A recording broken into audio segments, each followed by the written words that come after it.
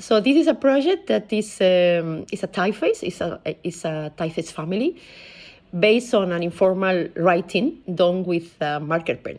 Let's say this is the starting point, but how this marker pen was done and how it was taken into a typeface is the interesting part. No, having a new typeface is always very nice, and it's the first one that is, for me, my first one imitating handwriting.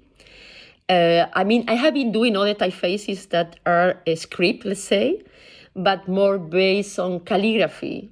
Some of mine, for instance, the most clear one is Rumba, but it's based on the broad-knit and pointed pen. No? And in this case, it's a marker pen. So different tool, different approach, different process.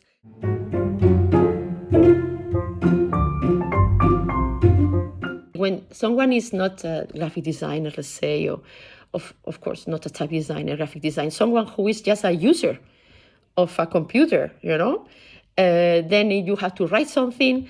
A typeface like Comic Sans allows you to write an informal way, because many times these kind of typefaces are more familiar to people. And I think this is the purpose of this Playpen Sans, to have a typeface that is much, much more contemporary and much more, let's say, up to date than Comic Sans was, because we are in a completely different time and uses are completely different. So this typeface actually, the character set is expanded to be used in 150 Latin-based languages in the world.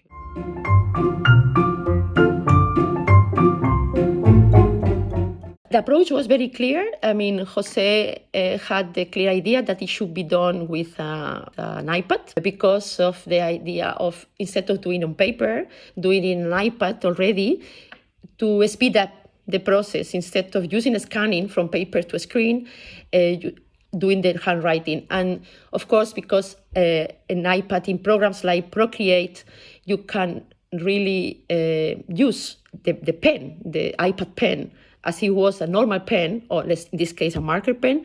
We said, okay, this is a really nice approach. I never did this before. I am really into it. And also, it will be a very nice experiment for myself. And this is where, we started like this, and they gave me a prototype as a template, let's say, because they were, at the same time, they were working on this project research on the subject of handwriting education for Latin-based languages. So from this typeface, as I put it as a background, and then I start writing on top with layers, as if I was imitating the paper process.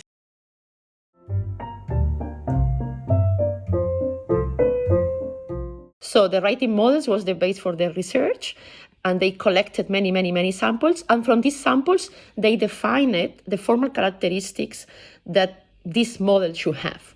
Meaning, for instance, the openness of the letters, the length of the ascender, the length of the descenders, and how they could be connected, how they should be connected. So from this extraction, the idea is that we have a model, meaning that we have the formal characteristics of the writing. And later on, once we have the base of the Latin alphabet, with the help of the acritics, we build all the characters that we need for the different languages based on the Latin alphabet.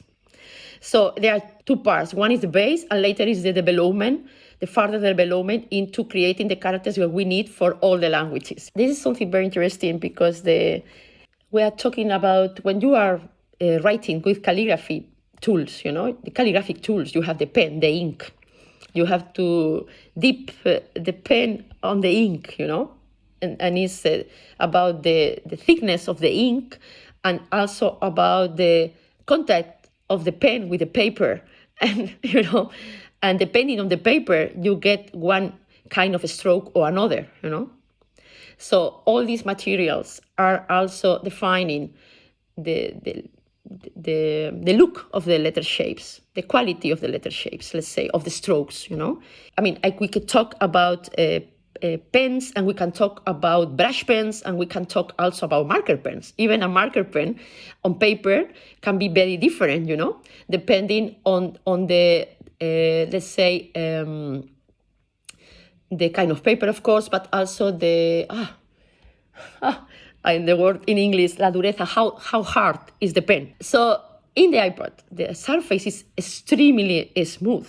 It's a glass, you know? And then you have the iPad pen that is also a tool that imitates a pen, a marker, a brush, and you need to define the kind of brush you want to use to do the job. But the contact between the pen and the surface of the iPad is extremely, it's completely different because it goes, boom, it slips really fast, like boom, boom, boom, you know? And then it looks like, okay, you need to control yourself, you know, a lot. And you need to reduce the speed because it goes extremely fast. So I had to make a lot of trial and error. I have to define many, many, many different kind of brushes and use many, many of them to find the one that was the right one for the job. And also modulate my speed while writing, you know, because otherwise, if I was going too speed, I was going too far from the model. But if I was going too slow, the strokes was going a bit trembling, you know? And then so I had to do quite a lot of, let's say, warming up. And in this way, it was very nice because it was replicating the process of calligraphy as well, that you need to warm up your hand, you know, you need to get into it. You need to get into what you have in front of you, and you need to take some time, you know. It's not something that you can do 20 minutes and you go, you know. It's something that you need to warm up and go into it and, okay, feel that you are in the right tone, that your hand is in the right tone, the right music, the right atmosphere, let's say, and write, you know. But in this case, with an iPad, yeah.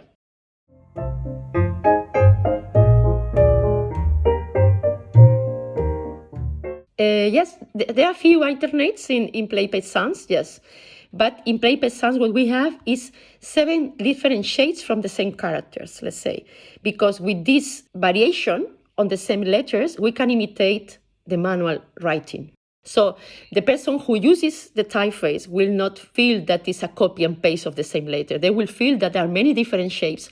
And having 7 means that it's very difficult to make the difference between and then. So the final result is that you see it as a fluid thing and something that gets natural. This is something that it was done later with the programming.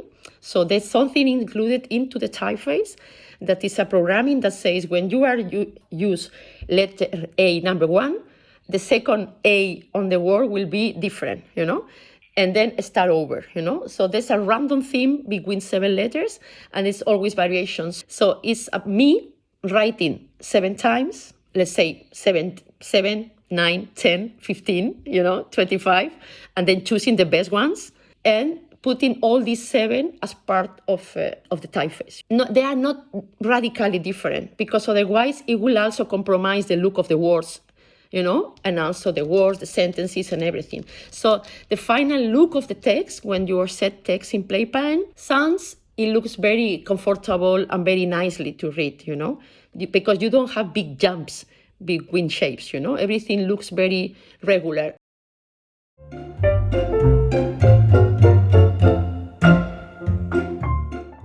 I mean, at the beginning, the process was a bit slower because we still had to find the right shapes, you know.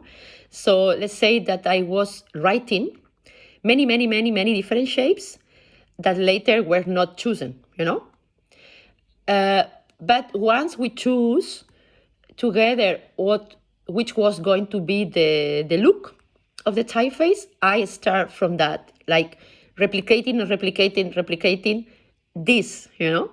So how I did that was to have, okay, I had the model in the background, but then the first layer, okay, let's say approve, you know, this is the kind of shapes we want. And then I was copying that, you know. So let's say I was copying myself. So first the model and later copying myself, because if I was copying again the model, I could have all the variations, you know. So I had to have a really, really, let's say, order process of working, you know. And okay, and also dividing the sessions in different shapes. Let's say first I started with a word that is adhesion. That is what we call a keyword. That means a word that has contains different shapes like strokes, round shapes, round with strokes, to have the DNA of the typeface. So from them, I was grouping sets of letters, let's say. I was writing a letter I, N, like kids, learning to write. It was like learning to write with this specific model, let's say. And then once I was training all the shapes, I was writing pangrams, and then I was writing pangrams in different languages, in Spanish, in Catalan, Italian, English, German, etc. And from them, going on, including more and more quotation marks, question marks, numbers, etc. Capital letters, capital with lowercase, etc. So once we completed the full character set, the shapes were approved, they were testing the font from my process to a computer to use it in glyphs. And this is when defined that we should change a little bit the tool. I will explain now why. And so they process this, okay, we will work like this. This is what we need. This is what you have to deliver to us. And from this, we will work on glyphs, okay? So something very important that happened is that we discovered that we could not use the shapes that I was delivering at the beginning in Procreate because they were not vectors. So what I did was changing from Procreate to Illustrator in iPad, And it was also quite funny because, I had to redefine the brushes in Illustrator to match the brushes I already defined it in Procreate, So then, but because I already did a lot of writing, this was, let's say, quite rational time, it was quite fast in a way. And then what I could deliver to Jose and Veronica was vectors with the skeleton. We could also modify a little bit the skeleton without the need of writing again. So let's say if we had one stroke that it was a bit blobby, we can correct it a little bit with the vectors, I didn't have to write again. So this was also this part of the process of cleaning up, making the shades more even between them, the 7, let's say, variations. And also something that is important when you are drawing this on Illustrator, when you expand the stroke, you get a lot of dots. I mean, a lot. And the process of cleaning up was also very important. And for that, Jose defined a sort of sequence of actions, and he automatized the process. So I was delivering him the illustrators, and he was doing the rest, putting into glyphs. So it was a really team job.